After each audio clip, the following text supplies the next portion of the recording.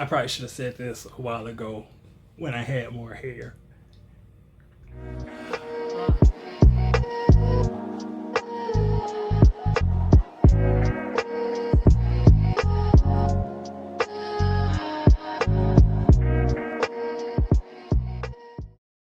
I had decided, but wasn't sold on, but decided that 7 was going to be my magic number for this team. First time out the gate, I didn't think 6 was enough, oddly enough.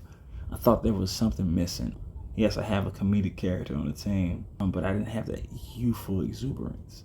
Yeah, the women of the team, with the exception of a couple of characters, are all in their 20s, but I didn't have that youthful exuberance. So I realized that A, I needed a seventh character, and B, I needed a younger character. Those are also characters that I finally remember reading growing up.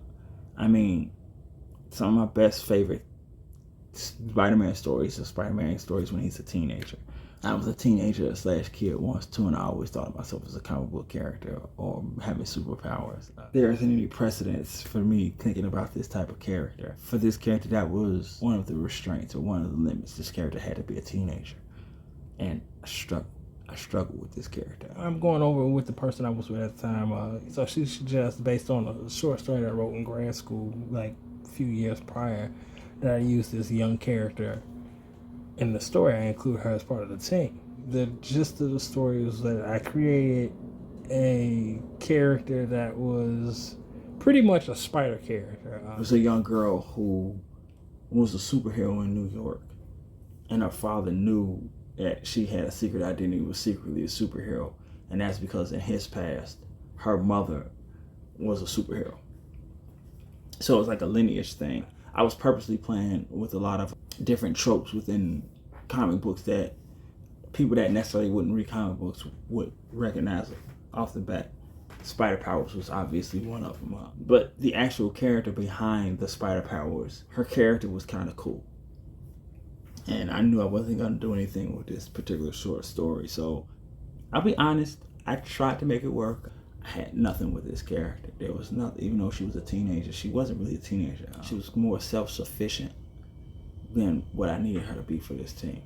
I realized as I was looking at the teenage character, this character needed to be the eyes and ears for the reader. They had to be the character that had to question things, not only about the team, but about the world they lived in. My teenage character from this short story didn't live that type of lifestyle, or hadn't been that, I hate to use the term, she hadn't been that naive in years. So as much as I liked the character didn't fit. Obviously, I did what any writer would do in that situation. I stopped thinking about that story. I literally was just like, okay, I'm stuck. Let me go back to working on Blossom Bushido. When it comes to me, it comes to me. In the midst of going back into Blossom Bushido, I started looking back through some of my older things that I had did. I mean, when I say years past, I'm talking about like mini-me version of me. So I'm kind of just going back through all these old characters. Like I found myself going through like these notebooks and just like pages of photos. I got the different characters I created and have drawings for. In some cases, I have small backstories, or in some cases, I may have a name, maybe even a power set. And so I'm kind of going through these characters, and I run across this one page. And it's a series of, I believe, like 5 or 6 characters on. So I'm like, wow, looking at these characters, and they're all teenage characters. This is from a comic idea I had came up with. And I think the name of the title or something along the lines was Wannabes, like they wanted to be superheroes. And that character that I'm referring to, if you haven't figured it out by now, is Trouble. That was it right there. And like I said, because I've had this character in my head, or I've had this look for this character or this character in general since forever, I already knew her personality.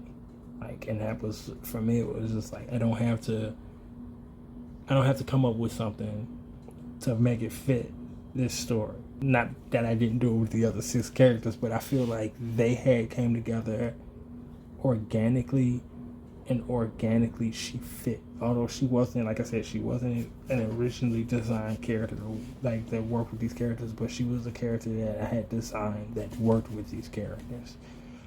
So there was things about her backstory which actually fit and helped me work into different angles and avenues within the team structure and dealing with how different characters related to her and how different characters relate to each other because of her. For some members, it's like, great, You know, we can use a injection of youth, and for other members, it's like, great. Now we gotta deal with this youth.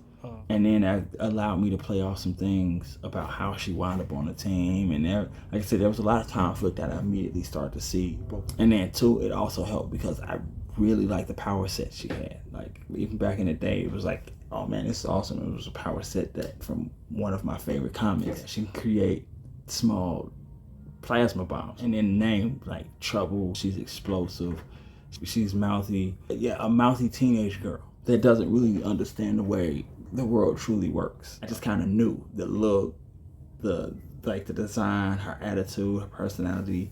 I wouldn't say there's things I retrofitted to the character, but like the shoes, the hair, the attitude, the powers, and the fact that she's wearing a jacket is all the things that I came up with as a 13, 14, 12, or however young I was. She wanted to just being the link for my team. It was that seventh character that I knew I wanted, but I was struggling with getting, that I knew I wanted, I needed. And ultimately, it wasn't anybody new that I created. It wound up being a creation that I had for years that I didn't realize was right in my face the whole time.